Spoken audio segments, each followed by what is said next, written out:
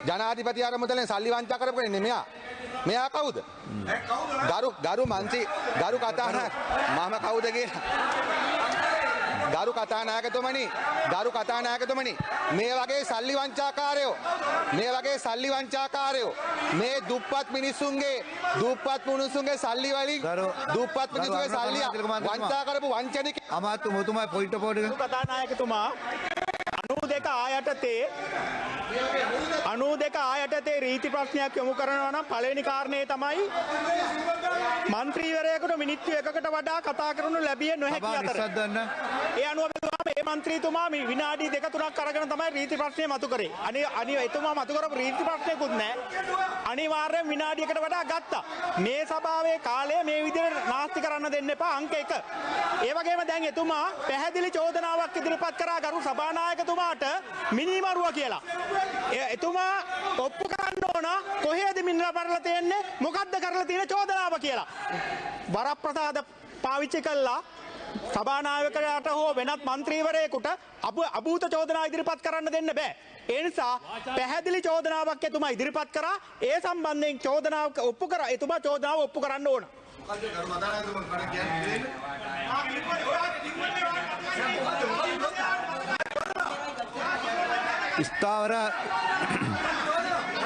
ස්ථාවර නියෝගවලට බටහිර දේවල් ඉවත් කරනවා ගරු සිවඥානම් ශ්‍රීධරන් මන්ත්‍රීතුමා ගරු සභානායකතුමා ඉල්ලා සිටිනවා මේ අනවශ්‍ය විදියට මන්ත්‍රීවරු හැල්ලු කරන විශේෂම අලුතෙන් ආවත් ආණ්ඩුපක්ෂ මන්ත්‍රීවරු මේ වගේ ඔළුදුම ගත්ත පුද්ගලයන්ට අදාළ කරන නීති ක්‍රියාත්මක කරන්න කියලා. අපි ඕගොල්ලෝ වගේ මේ පක්ෂ මාරු කරලා දැනුත් මේ සජබෙන් ඉරලා අවිලා තියෙන්නේ. ඒ නිසා ජනාධිපති අරමුදලේ සල්ලි අරගත්තු කට්ටියනේ දුප්පත් මිනිසුන්ගේ සල්ලි අරන් බේත් ගත්ත කට්ටියනේ. ශ්‍රීධරන් මන්ත්‍රීතුමා ඔබතුමාගේ 27 ඉදිරිපත් කරන්න. ගරු සිවඥානම් මන්ත්‍රීතුමා ඔබතුමා ඉඳ ගන්න. පොයින්ට් පොඩ් එකක් නෙවෙයි. ಗೌರವ ಸಭಾನಾಯಕರವರೇ ගරු සිවඥානම් ගරු වසන්ත සමරසිංහ මන්ත්‍රීතුමා අමිතුමා ගරු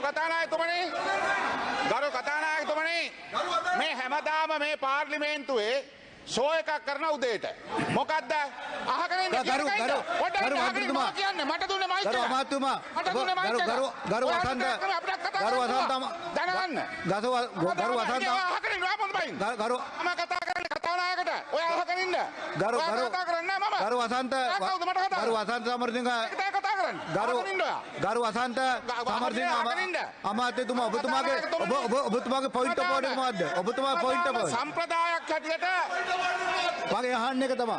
ඔබතුමාගේ පොයින්ට් පොඩ් එක මොකද්ද? ඔබතුමාගේ පොයින්ට් එක. සම්ප්‍රදායක් විදියට ඔබතුමාගේ පොයින්ට් පොඩ් එක මොකද්ද? ගරු මන්ත්‍රීතුමා ඔබතුමාගේ පොයින්ට් පොඩ් එක මොකද්ද? මම පොයින්ට් පොඩ් එක ගරු කතානායකතුමනි කරුණාකර පොයින්ට් පොඩ් එක නැතුව ඉඳ ගන්න. ගරු ඔබතුමාට බෑ. ගරු ශ්‍රීධරන් මන්ත්‍රීතුමා ගරු වසන්ත ගරු වසන්ත මන්ත්‍රීතුමා ඇමතුමාට පොයින්ට් පොඩ් එකක් නැහැ. එතුමා ඉඳ ගන්න ඕන. ඔබතුමා ඉඳ ගන්න. ගරු ශ්‍රීධරන් මන්ත්‍රීතුමා ඔබතුමා කතා කරන්න. ගෞරව සභානායකතුමා ඔබතුමා நாட்டினுடைய பாதுகாப்பு ගරු සභානායකතුමා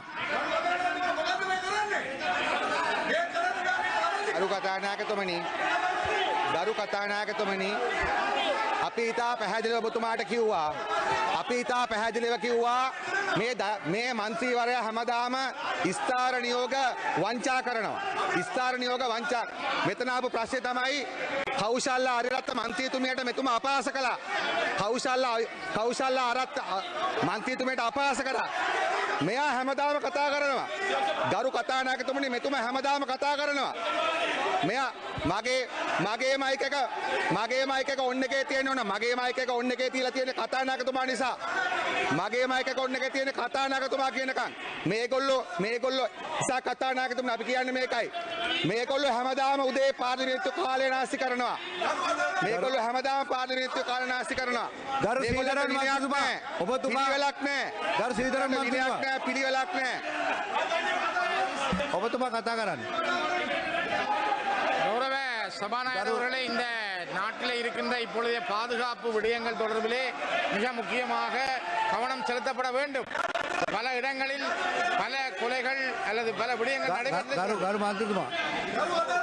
ගරු මන්ත්‍රතුමාලා අමතුමාලා ඉඳගන්න සීදර මන්ත්‍රතුමා ඔබතුමා කතා කරන්න නෑ වසන්ත සමරසිංහ ලබා දුන්නේ ගරු මන්ත්‍රතුමා ඔබතුමා කතා කරන්න கௌரவ சபாநாயகர் அவர்களே, பாராளுமன்ற நிலையற் கட்டளை 27(2) கீழ் பிரதம அமைச்சரும் கல்வி உயர்கல்வி மற்றும் தொழிற்கல்வி அமைச்சருமான கௌரவ கலாநிதி கருணி அமரசூரிய அவர்களை இன்றைய கேட்பதற்கு ගරු සීදරන් මන්ත්‍රතුමා ඔබතුමා කතා කරන්න குறித்த ஒரு பாடத்திற்கு நிலவும் ஆசிரியர் மற்றும் ගරු සීදරන් මන්ත්‍රතුමා அடிப்படையிலேயே ගරු சீதரன் மந்திரத்துமா கல்லூரிகளுக்கான அனுமதிகள் வழங்கப்படுகின்றன என்பதை අනිත් අය ඉන්න ගන්න මන්ත්‍රතුමාලා ඉන්න ගන්න මේක මේක මාධ්‍ය ෂෝ එකක් කරන්න එපා කරුණාකර මන්ත්‍රතුමාලා මම වසන්ත පොයින්ට් ඔෆ් ඕඩර් එකක් නෑ ගරු මන්ත්‍රතුමාලා ඉන්න ගන්න ஒருவருட பயிற்சி காலம் වසන්ත සමරතුමා ඉල්ලුවට මම දුන්නේ නෑ එයාට දුන්නෙත් නෑ පොයින්ට් පොයින්ට් ඔෆ් ඕඩර් මාධ්‍ය කියලා එයා ඉන්න என்பதை அமைச்சர் சபைக்கு அறிவிப்பார். நியமனங்களின் ගරු සීදරන් මන්ත්‍රතුමා ගරු சீதரன் மந்திரத்துமா போக்குவரத்து, தங்குமிடம், தனிமனித பாதுகாப்பு உள்ளிட்ட எந்த விடயங்களும் கருத்தில் கொள்ளப்படாது. நீண்ட தூர பிரதேசங்களுக்கு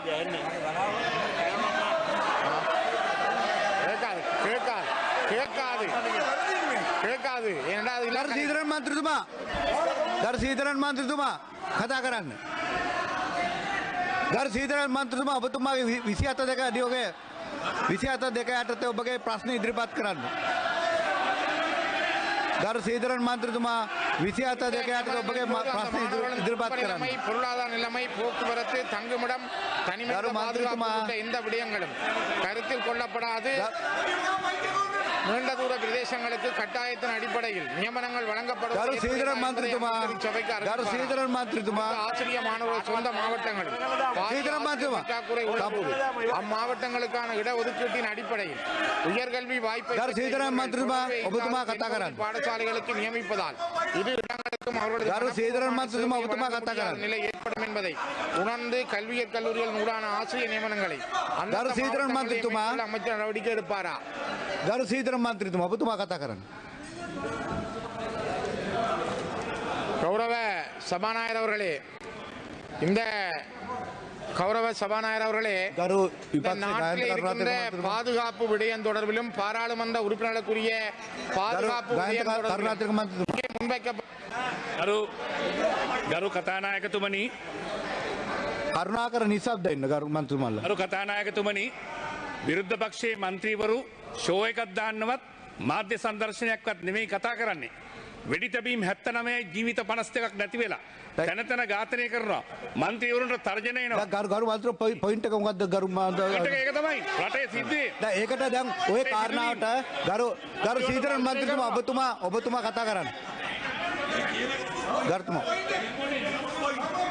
මේ සම්බන්ධයෙන් ගරු ආරක්ෂක අමාත්‍යතුමා දැන් පිළිතුරක් ලබා දුන්නා. ගරු இந்த விடயம் தொடர்பில் உதாரணமாக இந்த நாட்டிலே ඔබතුමා ගරු අර්ජුන මන්ත්‍රතුමා ඔබතුමා පොයින්ට් බෝඩ් එක මොකද්ද? பாதுகாப்பு தொடர்பிலும் 92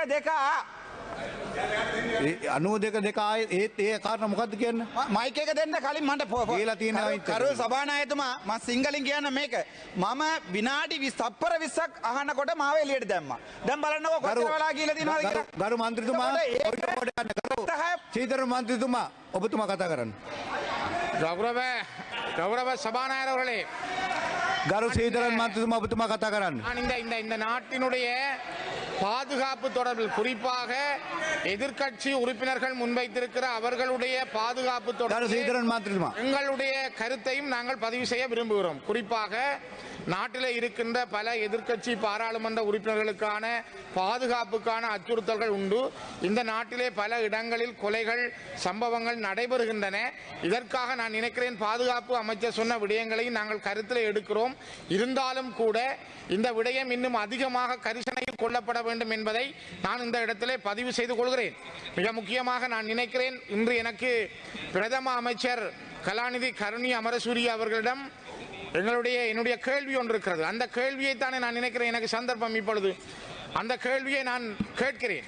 பிரதம அமைச்சரும் கல்வி உயர்கல்வி மற்றும் தொழிற்கல்வி அமைச்சருமான கௌரவ கலாநிதி கருணி அமரசூரி அவர்களை 2025 இன்று 20ஆம் தேதி கேட்பதற்கு. முதலாவது, ஒரு மாவட்டத்தில் குறித்த ஒரு பாடத்திற்கு நிலவும் ஆசிரிய ஆளணி வெற்றிடம் மற்றும் தேவைப்பாடு என்பவற்றின் அடிப்படையிலேயே தேசிய கல்வியியல் கல்லூரிகளுக்கான அனுமதிகள் வழங்கப்படுகின்றன என்பதையும், அதே அடிப்படையிலேயே கல்வியியல் கல்லூரிகளுக்கு முகழ்நிலை மாணவர்கள் சேர்த்துக் கொள்ளப்படுகிறார்கள் என்பதையும் அமைச்சர் ஏற்றுக்கொள்வாரா? இரண்டாவது, அந்த வகையில் மாவட்டங்களின் ஆளணி தேவைப்பாட்டுக்கு அமைய சேர்த்துக் கொள்ளப்படும் மாணவர்கள் 2 வருட கற்கை நெறி, 1 வருட பயிற்சி காலம் என்பவற்றின் நிறைவில் எந்த நியாயப்பாடுகளும் அற்று இலங்கையின் தென்பகுதியில் உள்ள பாடசாலைகளுக்கு நியமனம் செய்யப்படுவது நியாயமானதா என்பதை அமைச்சர் இச்சபைக்கு அறிவிப்பாரா? மூன்றாவது, குறித்த நியமனங்களின் போது அந்த மாணவர்களின் குடும்ப நிலைமை, பொருளாதார நிலைமை, போக்குவரத்து, தங்குமிடம், தனிமனித பாதுகாப்பு உள்ளிட்ட எந்த விடயங்களும் கருத்தில் கொள்ளப்படாது நீண்ட தூர பிரதேசங்களுக்கு கட்டாயத்தின் அடிப்படையில் நியமனங்கள் வழங்கப்படுவது ஏற்புடையதா என்பதை அமைச்சர் இச்சபைக்கு அறிவிப்பாரா? நான்காவது, குறித்த ஆசிரிய மாணவர்களது சொந்த மாவட்டங்களில் பாரிய ஆசிரியர் பற்றாக்குறை உள்ளபோது அம்மாவட்டங்களுக்கான இடஒதுக்கீட்டின் அடிப்படையில் உயர்கல்வி வாய்ப்பை பெற்ற இவர்களை தொடர்பே இல்லாது தென்பகுதி பாடசாலைகளுக்கு நியமிப்பதால் 2 இடங்களுக்கும் அவர்களது மனப்பூர்வமான சேவையை வழங்க முடியாத நிலை ஏற்படும் என்பதை உணர்ந்து கல்வியற் கல்லூரிகளின் ஊடான ஆசிரியர் நியமனங்களை அந்தந்த மாவட்டங்களிலே மேற்கொள்ள அமைச்சர் நடவடிக்கை எடுப்பாரா? ගරු කතානායකතුමනි, සේවයේ යෙදී සිටින ගුරු භවතුන් විශ්‍රාම යාම නිසා පාසල් පද්ධතියේ ඇතිවන ගුරු පුරප්පාඩු සංඛ්‍යාව සහ එම අවස්ථාව වන විට පවතින ගුරු පුරප්පාඩු සංඛ්‍යාව හා දුෂ්කර ප්‍රදේශවල විෂය විවිධත්වය ඇති කිරීමේ අවශ්‍යතාවය මේ සියල්ලම සලකා බලා විෂය මට්ටමින් ගුරු අවශ්‍යතාවය ගණනය කර එම සංඛ්‍යාවට අනුව විද්‍යාපීඨ තුළ එකවර පහසුකම් සලසා දිය හැකි සංඛ්‍යාව සමග ගලපා බඳවා ගනු ලබන ශික්ෂණලාභීන් සංඛ්‍යාව තීරණය කරනු ලබයි. දෙවැනි තුන්වැනි ප්‍රශ්නයට මම පොදු පිළිතුරක් දෙන්නේ ගරු කතානායකතුමනි. ඉහත පරිදි බඳවා ගන්නා ලද ශික්ෂණලාභීන් ජාතික ශික්ෂණ විද්‍යා ඩිප්ලෝමාව හිමි කරගත් විට ඔවුන්ට විද්‍යාපීඨ අවසන් වසරේ තරඟ විභාග ප්‍රතිඵල අනුව බඳවා ගැනීමේ පදනම සලකා රජයේ පාසල්වල ගුරු පත්වීම් ලබා දෙනු අතර ඔවුන් දිස්ත්‍රික් පළාත් ජාතික පදනමින් බඳවා ගත්තද ස්ථානගත කිරීමේදී අදාළ දිස්ත්‍රික්කයේ අදාළ පළාතේ පුරාපාඩු නොමැති නම් වෙනත් දිස්ත්‍රික් පළාත් වෙත පත්වීම් සඳහා යොමු කරනු ලැබේ. එලෙස දිවයිනේ ඕනෑම ස්ථානයක සේවය කිරීමට ඔවුන් එකඟ විය යුතු බවට කොන්දේසියක් විද්‍යාපීඨ බඳවා ගැනීමට අදාළ අංක 2 192 හා 2029 4 දින ඇති අතිවිශේෂ ගැසට් පත්‍රයේ පළ කර ඇති නිවේදනයේ 9/16 වගන්තිය යටතේ ඇතුළත් වේ. එසේම 2024 10/31 දිනට පළාත් අධ්‍යාපන බලධාරීන් වෙතින් කැඳවන ලද ඒ විෂයට අදාළ පුරාපාඩු ලේඛනය අනුව එම පළාත්වල පළාත් පාසල් සහ ජාතික පාසල්හි පුරාපාඩු නොමැති විෂයන්ට අදාළ ශික්ෂණලාභීන් ඔවුන්ගේ මනාපය ලබා ගැනීමෙන් අනතුරුව එකී විෂයන්ට අදාළව දිවයිනේ පුරාපාඩු පවතින අනෙකුත් පළාත් වෙත ස්ථානගත කිරීමට කටයුතු කරන ලදී. ගරු කතානායකතුමනි, මේ පුරාපාඩු පිරවීමේදී ගරු මන්ත්‍රීවරයා මතු කරපු විදිහේ ප්‍රශ්න මතු වෙලා තියෙන බව අපේ අවධානයට ලක් වෙලා තියෙන. ඒ පිළිබඳ වාර්තාවත් අපිට වාර්තාත් වෙමින් පවතිනවා. ඒ නිසා මේ උද්ගත වී ඇති තත්වය මේ පවතින ක්‍රියාදාමය තුල තමයි අපි මේ පුරාපාඩු පුරවලා තියෙන්නේ සහ ඒ පවතින ක්‍රමවේදය තමයි අපි අනුගමනය කරලා තියෙන්නේ.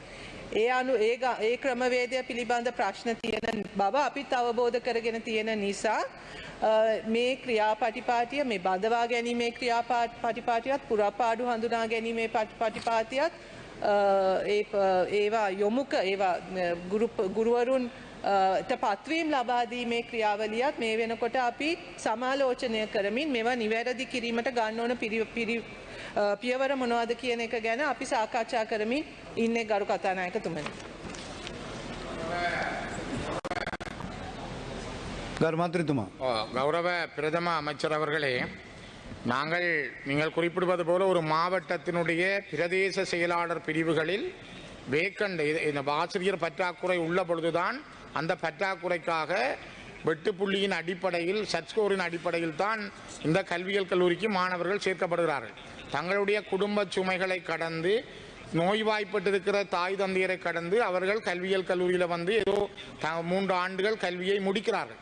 முடித்த பின்னர் அவர்களை யாழ்ப்பாணம் அல்லது கிளிநொச்சியிலேயோ வடக்கு கிழக்கில் இருக்கிறவர்களை களுத்துறைக்கோ தென்பகுதியில் இருக்கின்ற தூர இடங்களுக்கு நியமனம் செய்யப்படுகிற பொழுது அவர்கள் ஒரு 60,000 ரூபாய் சம்பளத்தோடு தங்களுக்கான இருப்பிடம், தங்களுக்கான போக்குவரத்து, அவர்களால் அதை சமாளிக்க கூட முடியாத அளவு நிலைமை இருக்கிறது. 8 ஆண்டுகள் அந்த இடத்தில் வேலை செய்ய வேண்டும் என்ற ஒரு கட்டாய நிபந்தனையும் உண்டு. ஒரு 2 ஆண்டுகள் வேலை செய்த பின்னர் அவருடைய சொந்த மாவட்டத்துக்கு போகலாம் என்ற ஒரு விதிமுறை இருந்தாலாவது பரவாயில்லை, அவர்கள் 2 ஆண்டுகளுக்கு பிற்பாடு தங்களுடைய மாவட்டத்துக்கு போகலாம். ஆனால் எடுக்கிற பொழுது அவர்களை இவ்வாறு எடுத்துவிட்டு இப்பொழுது அவர்கள் பரீட்சையிலே பெற்ற புள்ளி என்று அவர்களுக்கே தெரியாமல் அவர்களை மாற்றம் தயவு செய்து ஒரு மனிதாபிமான அடிப்படையில் பாருங்கள்.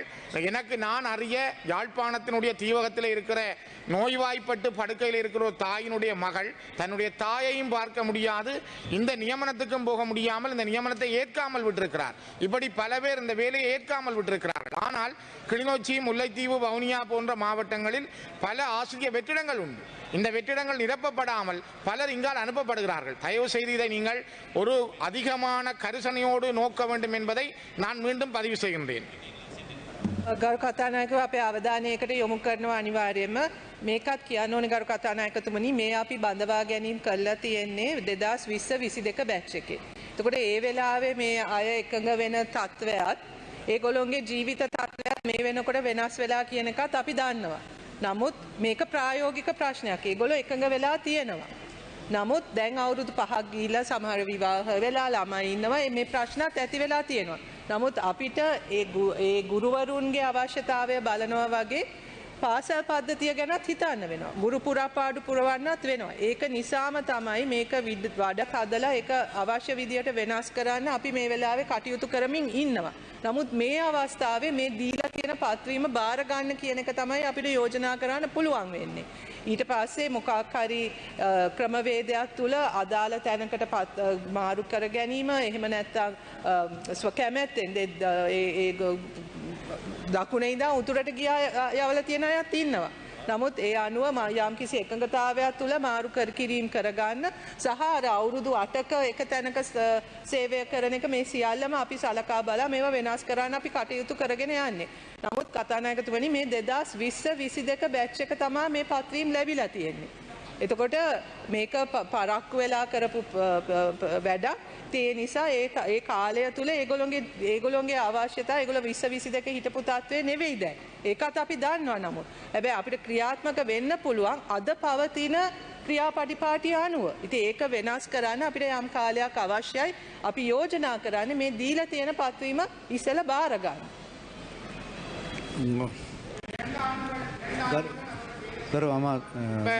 இரண்டு ஆண்டுகள் அவர்கள் நீங்கள் வழங்கப்படுற பிரதேசத்தில் வேலை செய்த பிற்பாடு சொந்த மாவட்டங்களுக்கு செல்லலாம் என்ற விதிமுறையாவது உங்களால் உத்தியோகபூர்வமாக சொல்ல முடியுமா?